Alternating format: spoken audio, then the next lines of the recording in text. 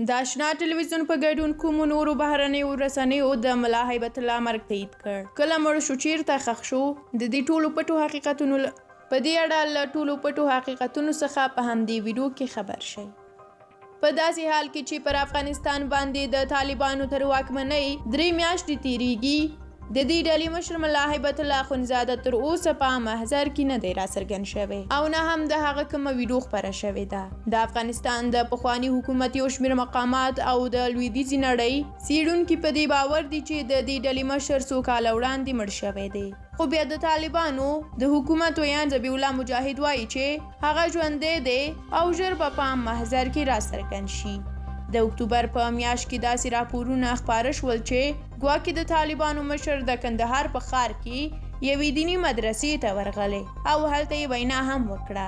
د طالبانو د مشر د وینا د جریان هیڅ ډول تصویر او یا ویډیو خپره نه شوه او هغه ته په منسوب 10 دقیقې صوتي پیغام کې ملا هیبت الله د افغانستان د سیاسي مسایلو په هکله څه ونه ویل او یوازې دیني او مذهبي پیغامونه یې ورکړل او طالبانو ته یې دعا وکړه. د امریکا د بي پیلوټ الوتکې په برید کې د طالبانو د مخکني مشر ملا اختر محمد منصور د وژل کېدو وروسته اخندزاده په 2014 کال کې د طالبانو د مشر په توګه وټاکل شو. د طالبانو ډلې بیا تر اوسه د هغه په نوم څو فرمانونه خپاره کړي دي.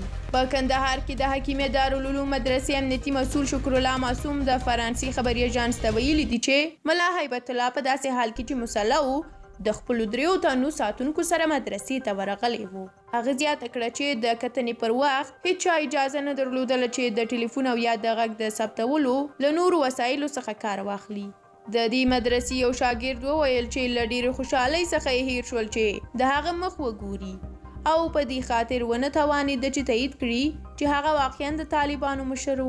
د طالبانو ډلې 15 کاله مخکې یوازې د اخندزاده یو تصویر خپور کړی و. لویدیځ څېړونکي وایي چې مدرسې ته تګ په پوره احتیاط پروګرام شوی او یو چل ول و. له دې د مخه د طالبانو د ډلې د بنسټ ایښودونکي د ملا محمد عمر د مړینې خبر هم د هغه د مړینې څخه 2 کاله وروسته تایید شو.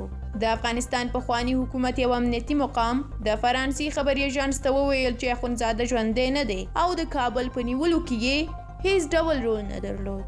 یو شمېر منابعو ویلي دي چې ملا هیبت الله ورور یې شاوخوا 3 کاله مخکې د پاکستان په کویټه ښار کې په یو ځانمرګي برید کې وژل شوي دي.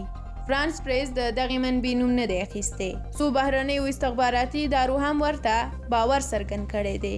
فرانس پریس ویلي دي چې د امریکا متحده ایالاتو د دفاع وزارت او استخباراتي ادارې د طالبانو د مشر د مړینې په اړه اوازو ته د خبري اژانسونو پوښتنو ته ځواب ورنه کړ. ملا هیبت الله اخندزاده د کندهار د پنجوایي ولسوالۍ اوسیدونکی دی چې دیني زده کړې کړي دي.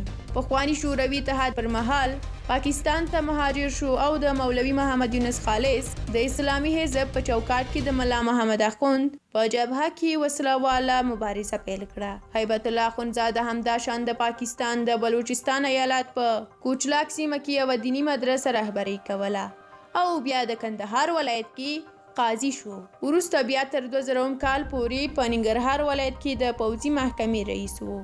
د طالبانو د رژیم د پرځولو پر وخت اخندزاده د کابل د پوځي محکمې مشري کوله او بیا پاکستان ته وتښتېده.